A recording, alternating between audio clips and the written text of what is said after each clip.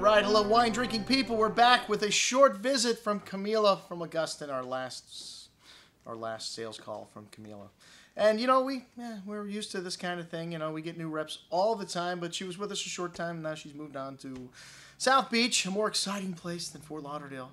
But I'm sure we'll see her again. You know, it's a small world, this wine business, and a lot of people, the good people anyways, come back to the good places like the Wine Watch. And, well, she brought us a couple good wines. You know, we had this wine before, this wine from Brett Brothers, this Puy Fusé, and it is a Climat Le Quartz, and, well, it's biodynamically farmed, 14 acres.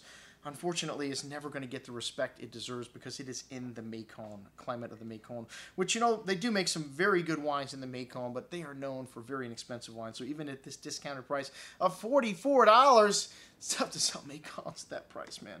This one had a really rich and fruit-driven bouquet.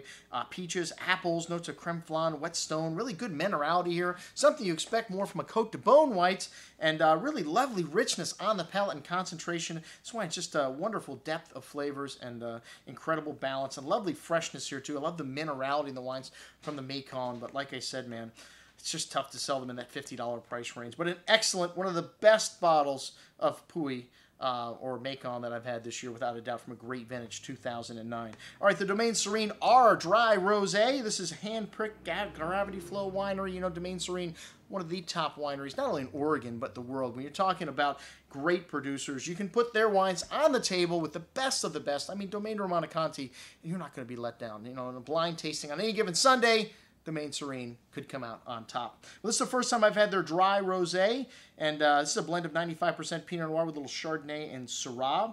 It's a non-vintage, but of course it's mostly from one harvest. I hate it when they do this in the wine business. They should put what harvest it's from, especially on a rosé, man. You don't want an old bottle of rosé, but if one could age, I'll bet Domaine Serene would probably still be good for several years down the road. And this one was, you know, really, you know, lovely freshness in this wine, kind of red cherry, cranberry fruit, lush and silky texture on the tongue.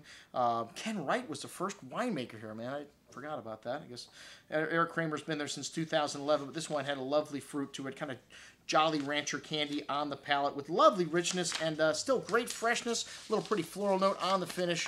Excellent bottle of rosé, exactly what we expect from Domaine Serene. All right, and then one of these small production wines is Wind Gap Syrah from Griffin's Lair in the Petaluma Gap. And this wine's another one of those low-alcohol Pinots, but only 390 cases of this produced. And really cooler climate there. That's the lower alcohol. You get a lovely spice to these wines. And still some dark cherry fruit, though, and plum. A little black peppery spice there. Notes of animal and sauvage, as the French like to say. And really nice fruit on the tongue here. Really nice savoriness, what you expect from these wines with lower alcohol. And lovely spice and earthy notes to this wine. An excellent bottle of Pinot, $52.50 if you like that kind of thing. A little more Burgundian in nature from California. And then Reynvann, not Reynvann, Reynvann, which this is a Syrah from Walla Walla, Washington. Something they do great in Washington is Syrah, and this is from Christophe Brown. He's the winemaker for Cayuse. Yes, he makes the Bionic Frog and other wines that have scored very, very highly, and maybe that's what's going on with the price here, $76.50. But I have to say, it is a really good Syrah, well-made Syrah, a savory style, a lot of earthy notes, dark earth, kind of rocky terroir showing through the dark plum, a little bit of barnyard, animal, some leathery notes here as well.